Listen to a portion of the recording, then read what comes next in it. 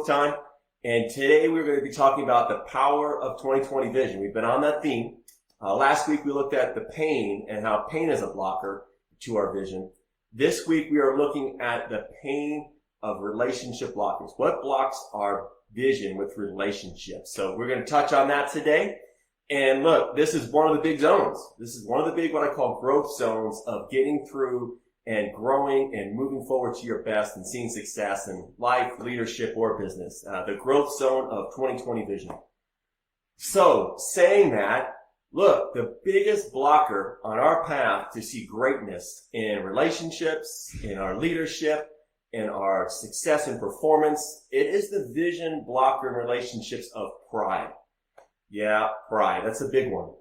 So I'll share a story. About 7 years ago, and I was off with an adventure with my 3 kids. So my oldest, Jacob, at the time was 12. My middle son, Christian, was 8. And my daughter, Grace, was 7. And we were geared up to go on this adventure. Backpack. We had our bikes ready to go, helmets on. Like, we're going to go pedal off into this journey, into the trails, and find adventure and have a great time. And there's just one problem with it, though. As we geared up to go, there was a little small hill you had to go down, turn the corner, and then you're off to your adventure. And I got a lot of resistance, and the boys are ready, but Grace is looking at me like, what are you doing? Like, I'm not going. And I said, yeah, we're going to go.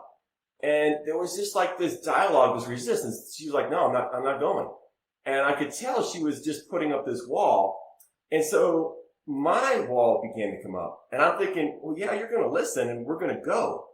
And it became this really big tension point. And I started to get really frustrated, really short, lost really any real sight of what the father or the relationship should look like. And I just got angry and mad. And to make the matters worse, I had the 2 boys looking at me. And they weren't saying it, but the look I was taking was, hey, what are you going to do about this, Dad? Like, are you going to discipline her or are you just going to let this go? And as I kind of kept getting angry and frustrated, all of a sudden I hit this great big pause. And I just lost sight of what this relationship looked like. And the biggest block was actually me. It was my pride was in the way. And so stay tuned. I'll continue the story. But here is the message, like pride. Like, what is pride? Well, it's when we don't get our way. Like, things don't go our way. We're right. And that's just the way it is. And even if we know we're wrong, we're going to defer, deflect, deny, just to protect ourselves, just to protect our pride. It's like this internal resistance. Like, we just kind of resist, like, being told what to do or how it should be. And we just have our mindset, our viewpoint on how things should go. And when they don't, we get upset and we start to put up walls. And that's challenging, right? That becomes this barrier, this eternal resistance. It's almost like pride is this great equalizer, though. Every person deals with it. Like, no one's immune to it. It's not like you can get a vaccine like for COVID. Like, you are going to deal with it. It's like a cancer to the soul. Like, we're all going to have to face it. Like, there's no going around it. And so when we look at this, sometimes it's hard to see, like, if we have a virus, if we have cancer, like, we can't always see it very clearly. But yet the symptoms, that's what we know. We know the symptoms of pride. Defensiveness, combativeness, argumentiveness, irritability, strong sense of entitlement, not able to really stay connected to what other people are saying. Like, we're too interested to get our viewpoint rather than really understand someone else's. We put up these barriers and walls, and it completely just shuts things down. And that's kind of like the symptoms of it. And at the core of it, those symptoms block the vision for relationships. They just completely put up walls to it. And then we get to this place where we're just like kind of stuck. We're just kind of like not able to move forward. And that becomes a challenge with these symptoms. And the biggest impact is relationships. And that's 95% of what we do. Like, you think about it. Like, in our life, 95% of what we're doing is based upon relationships. Intimate relationships, relationships with people we work with, short-term relationships that we have, like for 15, 20 minutes with customers and consumers. Like, relationships where it all comes together. And like, but yet, we get stuck with it. Like we get stuck with this pride component. And you can look at it from this angle, like the energy when you're in relationships, and then all the energy, emotional energy and strain you put into thinking about them. It kind of adds up. That's 95%. The other 5% will kind of be on your cell phone, right? It's your relationship with your phone, like your device, like our little babies right there, like our world, right? Our mobile devices. But in that is a key thing. So when you look at it from a big, like human perspective, like humanity, like this is a great example.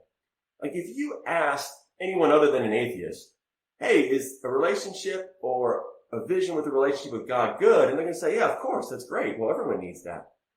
But yet, what you find is that what keeps us from that relationship? What keeps us from growing in that relationship? What puts a stopgap on it? It's pride. It's we don't want to rely on someone else. We want to do things our way. So this becomes this big block. So there's this block, there's this pain, there's this fragment. What the heck is the medicine? Like we need some medicine for this thing. Everyone's faced with it. What do we do with it? How do we win? How do we recognize the enemy and find the win over pride and get relationships back on track? I'll pick the story back up. So in that moment of anger, in that moment of pride, I was thankful I had that brief epiphany that I was the idiot, that it was me, that I was the challenge. I took step one. Step one was I began to ask Grace, hey, what is your concern? Like, why are you putting up this resistance? Like, why don't you want to go on this great adventure? Like, and I began to ask questions. Now she's 7, so she's not giving me this long-winded answers and able to communicate clearly, but I could see in her face that she keeps learning towards the hill, like she's looking that way. And then it hits me. Like, that little hill looks like a lot of fun to me, but to the 7-year-old, it could be like a death march on that bike. She could crash, she could fall. So it really wasn't a resistance, it was more of a fear. But my pride wasn't able to see that. I was tunnel focused. And so the first step, really number one thing, if we're going to beat this pride virus, is we got to seek to understand. The answer isn't just to be humble. Like, be humble's a state. Like, okay, I'm just going to try to be humble. No, seeking to understand is an action. Like, you got to get in motion. You got to get in movement. Like, if you're going to win a game in life, you got to play offense. Playing offense means, like, just get it going. Don't wait to defend. Play offense. Go seek to understand. And that was number one. Like, as I sought to understand her, things became clear. And then it moved to step 2 to kind of break through. Step 2 in the breakthrough was not a popular thought, painful one, but look, we got to die to ourselves. Like, we got to die to this enemy of pride. We've got to die to it. And it's so hard because we're so strong-minded just to hold on to our view, just to hold on to our viewpoint, just to defend ourselves. But yet when we die, we can give life to something different. Like, you can give life to a new vision for that relationship. So here's a big picture of it. So Jesus really had this one figured out. He said, if anyone comes after me, he must die to himself, pick up his cross or his burden, and follow me. He knew that if people were not about themselves, if they weren't focused on them, that they could be alive to something bigger, something greater. It's a great leadership lesson baked in there. You think about the teams you've played on, and think about the people that were just frustrating idiots, and they were all about the I. They say there's no I in team, but there's an I in idiot. And so they were just frustrated to have them on your team because they weren't bought in. They weren't dead to themselves. It was still about them rather than the team's goals, the team's visions. So it's amazing. You never thought these leadership lessons of dying to yourself, show up in your Bible. But look, that's step number 2, dying to yourself.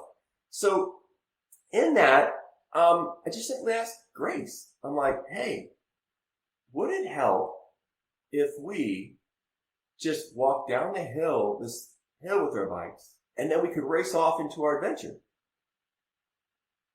And the tear just came away, and the smile came back to her face.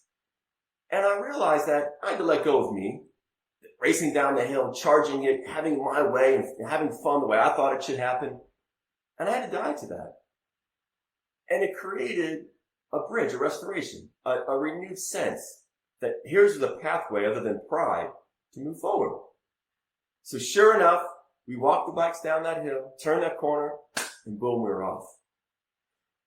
That's number 2. And number 3, I could have left it at that.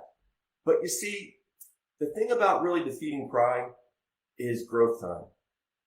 And what I mean by growth time is we have to own growth through that journey. We have to own it. So I took Grace aside.